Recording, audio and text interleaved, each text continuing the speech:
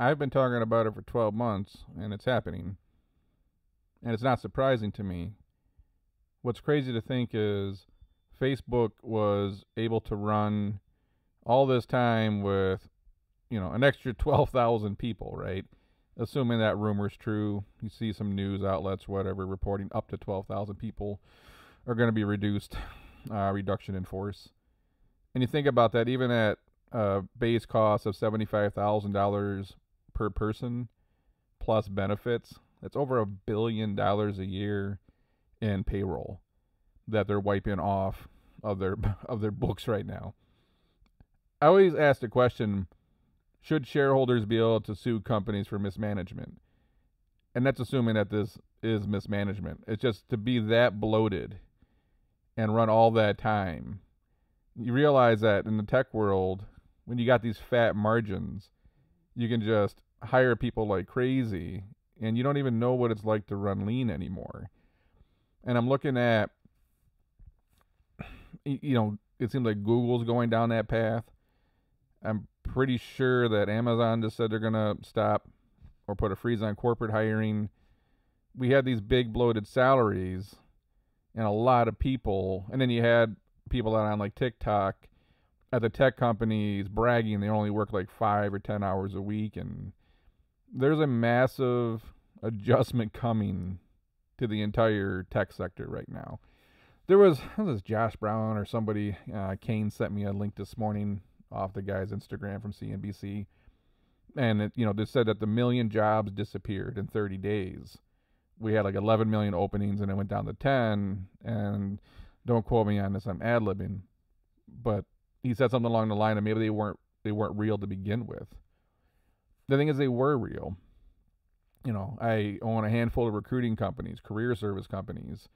It's, we do this every day, all day for 2 decades. They were real openings. The problem is they were luxury openings. It's when sales are booming and margins are fat and you're thinking of growing, you have all these extra spots you're trying to fill. It's where we once used to get by running kind of lean. Now it's like, well, now I could put a person in that position to just do that one function, so I'm going to hire that person. Well, as the belt tightens, you don't have that luxury to have that one person to do that one function. Now you're just going to take that one function and go back to spreading it over a couple people to keep your balance sheet in line. The thing is, I think the people in the tech world never thought the party was going to end. It reminds me of 2006 and 2007. Keep in mind, I've been doing, all things career related for 2 decades. Lived through the 2000 crash in business, lived through the 2008 crash in business, and COVID, let's call it 3. What you saw in 2006, 7, everyone in the mortgage industry, from whether you're at a title company, banks, underwriters, real estate brokers, everybody, appraisers, they were making so much money. It was like abnormal. People that were normally making $50,000-$60,000 started making 100, 120, 150. And then the issue became when that market busted out, they went from making 150 to not even be able to find a job for 90. And I'm afraid that that's what I saw in 2008. And you're going to see some of that happen here with the tech companies. And it doesn't really matter. You're a coder, you're probably good. There's a lot of other positions that were in marketing and sales and a lot of these other accessory type positions that where you worked at Facebook, everyone got paid. You work at Google, everybody got paid. But now that the market busts down, you're probably not going to be able to match that salary. And the problem becomes you were making $90,000 at Facebook, for example. Your whole life is built around $90,000. Your mortgage, your car, everything. But now you're only going to be able to get a job for maybe 65 or 70. And I'm ad-libbing numbers here.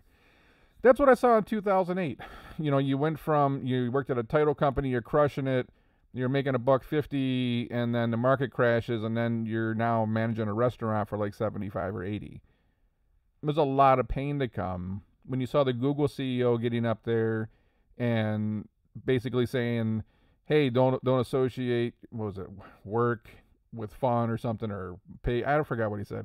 Basically, he's like, we're going to have to get our asses back to work. We're paid for 40 hours. We're going to need to work 40 hours. It's a competitive landscape. we're potentially going into a recession or some kind of downturn. To stay competitive, to stay profitable, we're going to have to work. To hear Google say that, it's like, whoa, what a turn. This was the place that I think you used to get, 20% of your free time to go work on other projects? Most businesses in America can't go to their employees and say, here's 20% of your free time to go work on something else or work on nothing at all in your forking nap pod, right?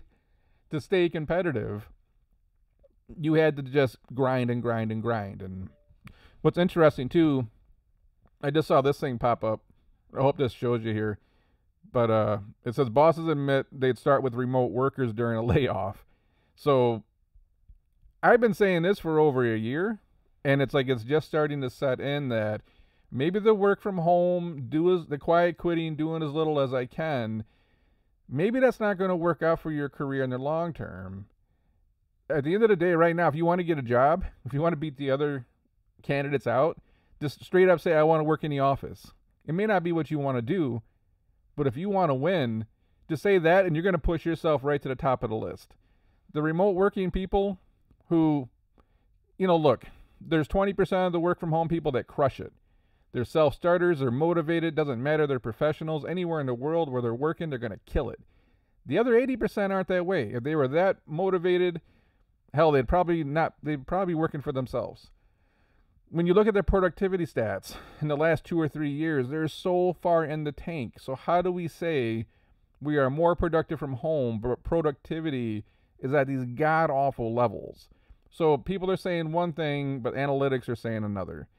Of course, you think your boss doesn't know that you've been kind of phoning it in, and yeah, it's going to be very ugly for the people that chose to work from home, who didn't have the continuous output, that hit their metrics or KPIs and tried to really contribute.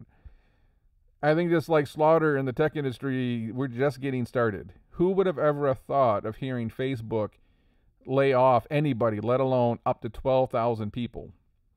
Looking at what's going on at Google, some of these other companies, I mean, it sounds like Twitter could potentially be going down this same path depending on what happens with Elon. If you want to get through this recession, get your ass in the office, show up 15 minutes early. If your shift ends at 5, don't check out at 4 p.m. Work all the way to 5 o'clock. When you're done with your work, raise your hand and ask for more, because I'm telling you, I own a company that deals with displaced workers. When people get laid off, the company comes and hires us to help them get back into the workforce faster. The people getting laid off right now are the ones that were probably hired in the last 12 months. Many of the work from home people, and look, the quiet quitters. Do you think any company wants to keep someone around that is doing the bare minimum at a time when we might potentially be going into a massive recession? Look, you got families, you got car payments, you got your home payments or your rent. If you want to survive this is what you got to do. And it may not be what you want to hear. The last 2 years have been crazy. Jump around and get big raises. Work from home. Maybe not work as hard as you needed to.